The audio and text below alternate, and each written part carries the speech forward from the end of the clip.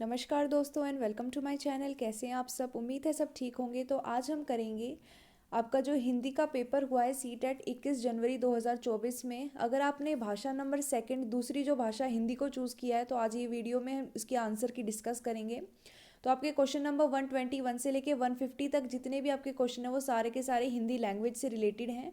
पहला आपको यही प्रश्न दिया है कि जो निम्नलिखित गद्यांश दिया आपको आपको उसको पढ़ना है और जो सबसे सही सर्वाधिक उपयुक्त विकल्प है उसको चुनना है, उसका चयन करना है। तो हम सीधा यहाँ पे आंसर देखते हैं। ये सारी चीज़ें आपने ऑलरेडी पढ़ ली होंगी। हम यहाँ पे आंसर की पे फोकस करेंगे। तो 121 जो क्वेश्चन है इसमें आपसे पूछा है जो मानवीय शब्द है इसमें प्रत्यय क्या है। तो इसका फर्स्ट ऑप्शन ई है। जो ई में जो बड़ी ई है आपकी वो आपका करेक्ट है। तो फर्स्ट ऑप्शन इसका करेक्ट हो जाएगा 121 का, क्योंकि इसमें हमारा जो मूल शब्द है वो मानव होता है और प्रत्यय आपका ई होता है। इसके बाद नेक्स्ट पूछा है जो एआई है उसका अर्थ क्या है। तो फोर्थ ऑप्शन बिल्कुल सही है, आर्टिफिशियल इंटेलिजेंस। 123 क्वेश्चन में आपसे पूछा है एआई शारीरिक श्रम से जुड़े कार्यों पर संभवतः सबसे कम प्रभाव डाले, इनमें से कौन सा कार्य प्रभावित नहीं होगा। तो यहाँ पे आपको चार विकल्प दिए हुए हैं।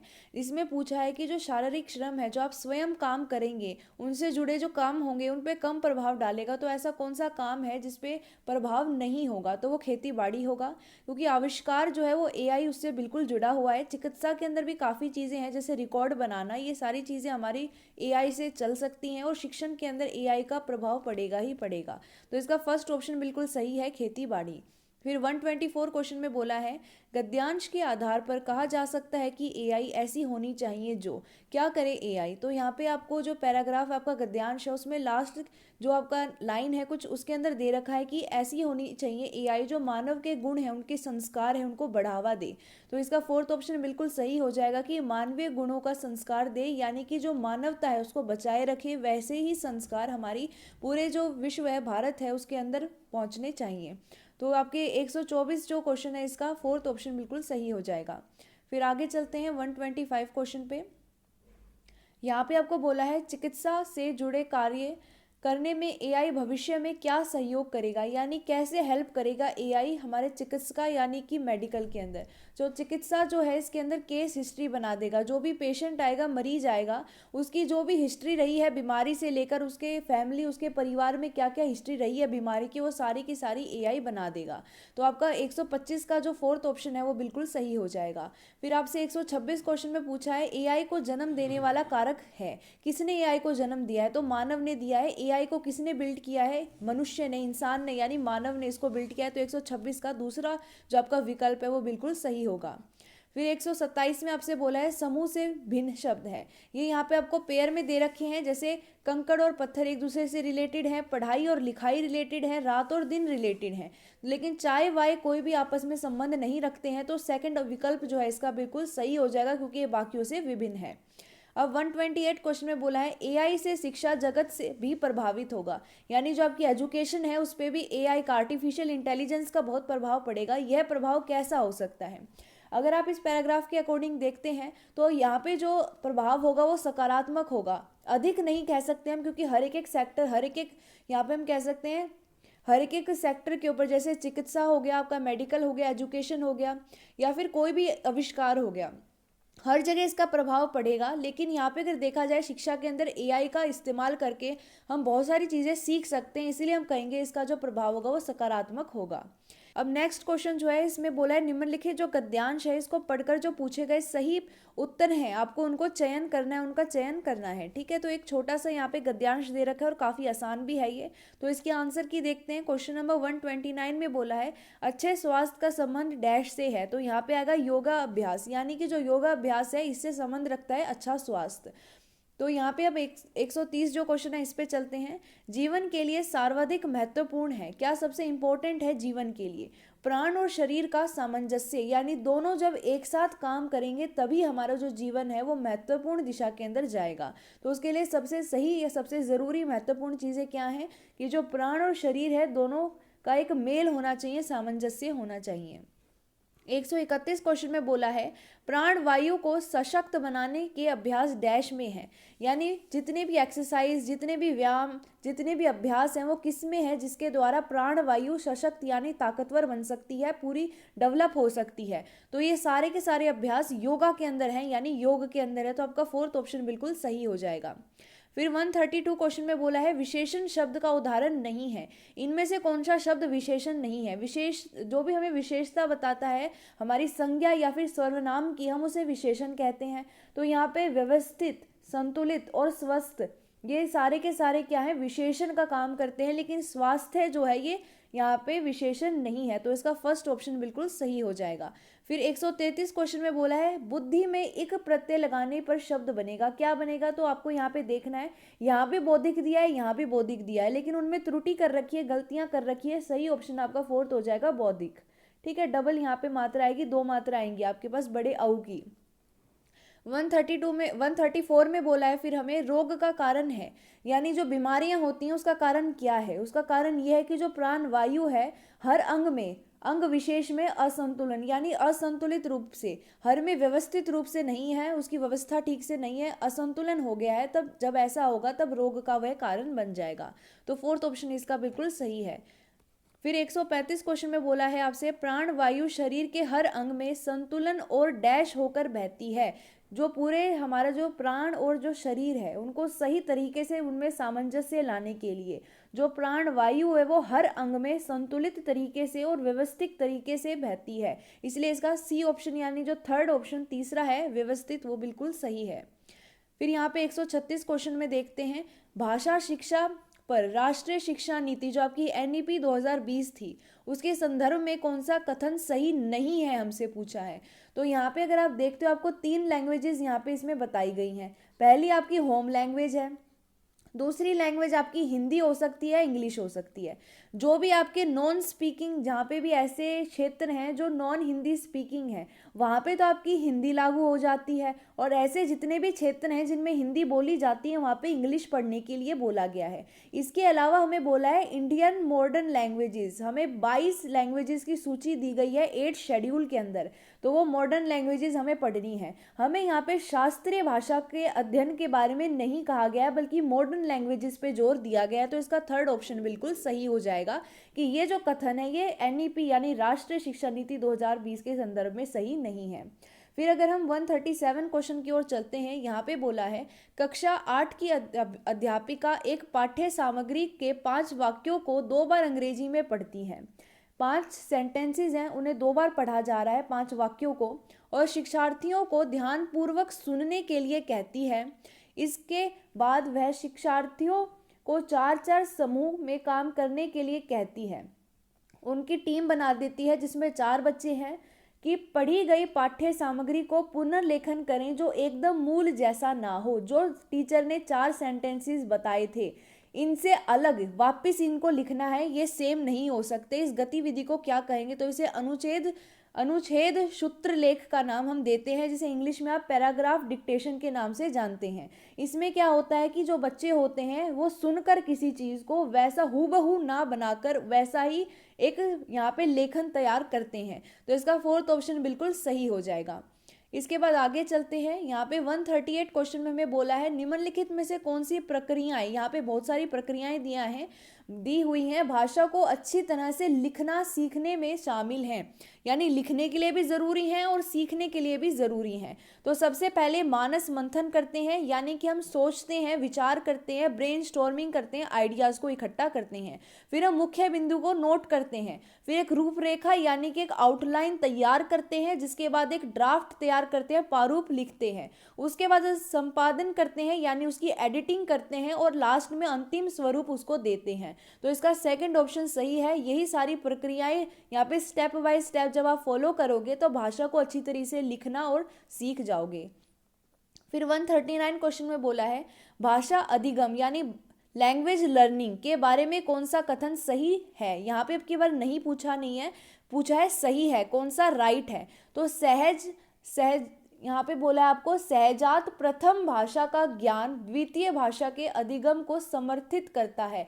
यानी जो आपकी फर्स्ट लैंग्वेज होगी, जब आप दूसरी लैंग्वेज सेकंड को सीखोगे तो उसमें वो आपको समर्थन करेगी, साथ देगी। हमें बोला था सेकंड ऑप्शन में कि ये दोनों पूरी तरीके से अलग हैं, जो बिल्कुल गलत ऑप्शन है। और बोला है प्रथम भाषा को सीखने के लिए, जो आपकी पहली भाषा है, जब आप द्वितीय भाषा को सीखते हैं, उसका अधिगम करते हैं, तो अवरोध डालती है। ये भी बिल्कुल गलत है। और ये कहा था कि इन दोनों में कोई लेना देना नहीं है। ये तीनों ऑप्शन गलत हैं। फर्स्ट ऑप्शन बिल्कुल आपका सही है 139 का। फिर आपको कहा है 140 क्वेश्चन के अंदर, कक्षा 7 का विद्यार्थी एलम कन्नड़, मराठी, हिंदी और अंग्रेजी 4 भाषाएं जानता है। एक बच्चा है जो कक्षा 7वीं में पढ़ता है, जिसका नाम एलम है। इसे 4 भाषाएं आती हैं, कन्नड़, मराठी, हिंदी और अंग्रेजी। घर में जब वह अपने माता पिता के साथ बात करता है तो प्रवाह के साथ चारों भाषाएं बोलता है। और विद्यालय में वह हिंदी, कन्नड़ तथा अंग्रेजी बोलता है, क्योंकि उसके मित्र व अध्यापकों को यही भाषाएं आती हैं।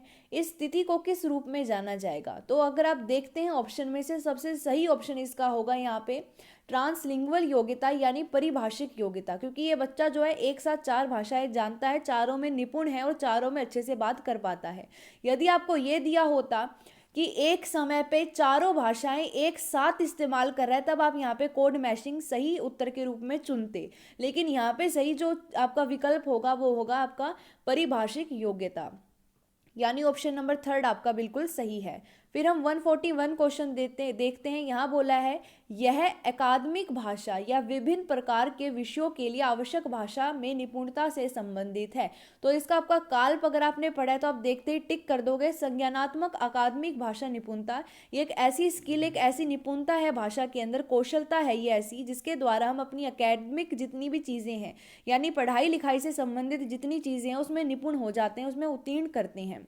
इसके बाद 142 क्वेश्चन में बोला है, यहाँ एक ऐसी स्थिति दी जा रही है जहाँ विद्यार्थियों को विषय के प्रति समझ बनाने के लिए एक विषय के विपरीत वाले दृष्टिकोण से परिचित करवाया जाता है। इस प्रक्रिया द्वारा विद्यार्थियों में किस विकास का प्रयास किया जा रहा है? आपको यहाँ पे एक बच्चा है जिसके जो थॉट्स हैं वो बिल्कुल अलग हैं, और यहाँ पे एक इंसान है जिसके थॉट इस बच्चे से बिल्कुल अलग हैं। तो दोनों का आमना सामना करवाया जा रहा है। तो बच्चे को ऐसा क्यों यहाँ पे एक ऐसी स्थिति में क्यों लेके जाया जा रहा है? इसीलिए लेके जाया जा रहा है ताकि जो बच्चा है वो दूसरों के जितने भी आइडियाज़, थॉट हैं, विचार हैं, उनको भी समझे, हर एक चीज़ को दोनों दृष्टिकोणों से देखे, उसकी अच्छी चीज़ें भी देखे, उसकी बुरी चीज़ें भी देखे, उसे तोड़कर, यानी उसे ब्रेक डाउन करके हर चीज़ को समझे, यानी उसका विश्लेषण करें। इसलिए इसका 3rd ऑप्शन बिल्कुल सही है, जो है समालोचनात्मक विश्लेषण, जिसे आप इंग्लिश में क्रिटिकल एनालिसिस के नाम से जानते हैं, जिसमें हम किसी भी चीज़ का बहुत ही अच्छे से विश्लेषण करते हैं, एक एक चीज़ उसके बारे में समझते हैं, ताकि बच्चे के अंदर ये कौशल आ सके, इसका विकास हो सके। इसी वजह से ये परिस्थिति यहाँ पे बच्चे के सामने रखी गई है, इसीलिए इसका 3रा ऑप्शन बिल्कुल सही है। फिर 143 क्वेश्चन की जब हम बात करते हैं, कक्षा 6 की अध्यापिका शब्दावली समृद्ध करने के लिए चम्मच, प्लेट, डिब्बे, परात कक्षा में लेकर आती हैं। इन्हें दिखाकर वह रसोई में इस्तेमाल होने वाली वस्तुओं का विवरण लिखाना चाहती है। भाषा शिक्षण के संदर्भ में इन वस्तुओं को क्या कहेंगे? ये जितनी भी वस्तुएं हैं ये हमारी रियल लाइफ में एग्जिस्ट करती हैं, यानी आपकी जो ज़िंदगी है उसके अंदर इनका कोई ना कोई आधार है, क्योंकि हम चम्मच का इस्तेमाल करते हैं, प्लेट का करते हैं, डिब्बों का करते हैं, परात का भी करते हैं। इसी वजह से हम कहते हैं कि ये रियलिया है, यानी असली वस्तु हैं ये, यानी ये वाकई में इनका आधार है, परंतु हम इन्हें शिक्षण के दौरान इस्तेमाल कर रहे हैं, इसलिए वास्तविक वस्तुएं कहलाएंगी, जिन्हें हम रियलिया के नाम से जानते हैं। जब हम किसी ऐसी चीज़ का इस्तेमाल करते हैं हमारी पढ़ाई के अंदर, हमारी टीचिंग प्रोसेस के अंदर, जो वाकई में एग्जिस्ट करती हैं, तब हम उन्हें रियलिया के नाम से जानते हैं। तो 143 क्वेश्चन का 4th जो यानी आपका लास्ट ऑप्शन है वो बिल्कुल सही है। फिर 144 क्वेश्चन की जब हम बात करते हैं, यहाँ कहा है हमें, सामाजिक विज्ञान की कक्षा में शिक्षार्थी कक्षा में दिए जा रहे वक्तव्य से मुख्य बिंदु समझने की कोशिश कर रहे हैं और मुख्य बिंदु लिख भी रहे हैं। इस कौशल को क्या कहेंगे? अगर आप यहाँ पे देखते हैं, सिर्फ वो बच्चे लिख नहीं रहे हैं, सुन भी रहे हैं, समझ भी रहे हैं, इसलिए पहला ऑप्शन गलत है। दूसरा ये है कि संज्ञानात्मक कौशल इनका डेवलप नहीं हो रहा है, बच्चे खुद नहीं सोच रहे हैं। और श्रवण कौशल इसीलिए नहीं है कि सिर्फ सुन नहीं रहे हैं, लिख भी रहे हैं, इसलिए ऑप्शन नहीं हो सकता। सी ऑप्शन आपका बिल्कुल सही है, अध्ययन कौशल, जिसे आप स्टडी स्किल के नाम से जानते हैं। इसके अंदर आपकी दो प्रक्रियाएं आती हैं, नोट मेकिंग और नोट टेकिंग। तो बच्चा यहाँ पे क्या कर रहा है, नोट यहाँ पे टेकिंग कर रहा है, इसी वजह से यहाँ पे अध्ययन कौशल बिल्कुल सही है, थर्ड ऑप्शन इसका सही है। फिर यहाँ पे 145 क्वेश्चन के अंदर देखते हैं, अधिगम प्रतिफल शिक्षार्थियों को समृद्ध बनाता है, यानी जो लर्निंग आउटकम होता है, अधिगम प्रतिफल का मतलब होता है लर्निंग आउटकम। हम ये तब देखते हैं जब किसी कोर्स के अंदर, किसी भी सब्जेक्ट यानी किसी भी यहाँ पे विषय के अंदर जब बच्चा पूरा उसको कंप्लीट करता है, उसको समाप्त करता है, तो बच्चे के अंदर कुछ ऐसे कौशल, ऐसे गुण आने चाहिए जिन्हें हम बाद में माप सकें। तो इसी को हम कहते हैं अधिगम प्रतिफल। तो इसका क्या बच्चों के ऊपर असर पड़ेगा, उन्हें समर्थ बनाता है, दक्षताओं यानी कि क्षमताओं को मापन के संदर्भ में प्राप्त करना। तो इसका फोर्थ ऑप्शन बिल्कुल सही हो जाएगा। फिर आगे चलते हैं, आपका 146 क्वेश्चन है परभाषा व्यवहार, जिसे आप ट्रांस लैंग्वेजन के नाम से जानते हैं। तो ये एक ऐसी प्रक्रिया होती है, एक ऐसा कौशल होता है जिसमें हम दो भाषाओं या दो से ज़्यादा भाषाएं बिना किसी रुकावट के, बिना किसी दिक्कत के एक साथ बोल पाते हैं। जैसे अगर मैं अभी हिंदी बोल रही हूँ और मैं शिफ्ट हो जाऊँ इंग्लिश में, या मैं शिफ्ट हो जाऊँ किसी भी भाषा में जैसे फ्रेंच या जर्मन, और मुझे बीच में कोई दिक्कत ना हो, तो उस जो व्यवहार है उसको आप परभाषा व्यवहार के नाम से जानेंगे। तो इसका थर्ड ऑप्शन बिल्कुल सही है, भाषाओं के शिक्षण अधिगम के दौरान एक भाषा से दूसरी भाषा में व्यवहार करने से संबंधित है। तो 146 का आपका थर्ड ऑप्शन बिल्कुल सही है। फिर 147 की बात करते हैं। यहाँ पे आपको एक प्रश्न दिया, आपको उसको पढ़ना है, और आपसे पूछा है कि ये जो प्रश्न है किस प्रारूप यानी किस टाइपोलॉजी का, इसका टाइप क्या है। तो यहाँ पे आपको बोला है, एक छोटी बालिका है, उसकी कहानी पढ़ने के बाद आप उसके दुखों और कठिनाइयों का सामना करने वाले साहस को महसूस करते हैं। आपने उसके साहस को महसूस किया है। अब आप उस लड़की को उसकी प्रशंसा के लिए एक पत्र लिखना चाहेंगे। लगभग 120 शब्दों में आपको पत्र लिखना है। तो ये क्या है, तो ये एक अभिव्यक्ति परक प्रश्न है, जिसमें आप खुद को एक्सप्रेस करेंगे, अभिव्यक्त करेंगे। इसी वजह से इसका थर्ड ऑप्शन बिल्कुल सही है। फिर 148 की बात करते हैं, निम्नलिखित में से त्रिभाषा सूत्र, फिर से आ गया ये क्वेश्चन, आपका पहले भी आया था एनईपी के अंदर, यानी जो 3 लैंग्वेज टियर है आपका, उससे संबंध में कौन सा कथन सही है पूछा है। तो इसका सेकंड ऑप्शन सही है कि जो बच्चे होते हैं पहले शिक्षा अपनी मातृभाषा यानी घर की भाषा में शुरू करते हैं और 10वीं पूरे करने तक कम से कम वो 2 भाषाएं सीख जाते हैं। ठीक है, इसके बाद आपका 148 के बाद 149 क्वेश्चन दे रखा है, निम्नलिखित में कौन सी विधि भाषा अधिगम के लिए ड्रिल और भाषा के औपचारिक गुण धर्म से निपुणता को आवश्यक रूप की तरह अनुशंका करती है।